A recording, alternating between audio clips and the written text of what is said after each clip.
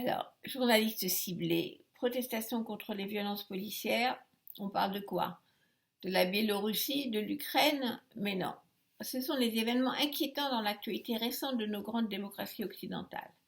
Je commence par la plus grande, l'Amérique bien sûr, qui a vu la dernière année de la présidence Trump agitée par des manifestations et parfois des émeutes, après que des hommes noirs soient morts en direct sous les coups de policiers blancs. Des images qui ont fait ressurgir d'autres images, celles du passé raciste des États-Unis.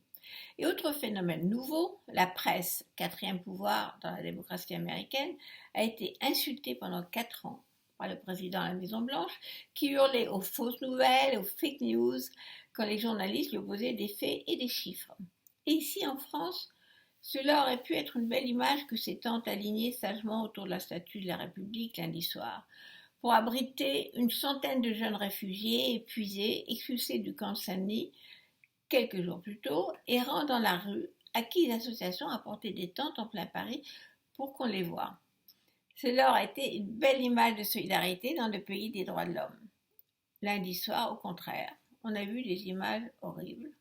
Des migrants qui se reposaient l'espace d'une nuit brutalement soulevés par des gendarmes, vidés de leurs tentes comme des sacs de pommes de terre.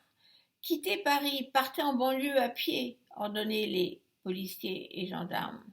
Des journalistes qui filmaient ont été roués de coups quand l'Assemblée nationale adoptait justement le projet de loi qui devait interdire aux journalistes de filmer les visages des policiers. Des solutions humanitaires existent pourtant à rouvrir les gymnases fermés et Anne Hidalgo a proposé plusieurs lieux dans Paris. Aux États-Unis, la démocratie a donc été beaucoup secouée. 73 millions d'Américains ont voté pour un président qui fait du golf tous les jours. Quand plus de 250 000 de ses concitoyens sont morts du coronavirus et que 100 000 sont contaminés chaque jour. Un président qui refuse de reconnaître qu'il a perdu les élections. La vieille démocratie américaine n'avait encore jamais vécu un tel psychodrame.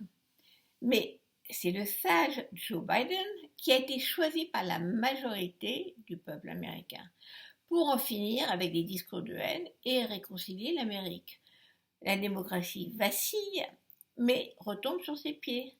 Et en France, la violence policière de lundi a provoqué l'indignation, au point que même le ministre de l'Intérieur, Gérald Darmanin, a dû se dire, lui aussi, choqué par ces images, alors que ces gendarmes appliquent de fait la politique gouvernementale. Le peuple français, comme le peuple américain, a encore de bons réflexes. Ainsi, les organisations humanitaires disent que depuis que l'épidémie a fait basculer une partie de la population dans la pauvreté, jamais les Français n'ont donné autant d'argent aux associations d'aide, telles que les Restos du Cœur ou l'Abbé Pierre. La solidarité n'a pas disparu, la démocratie non plus.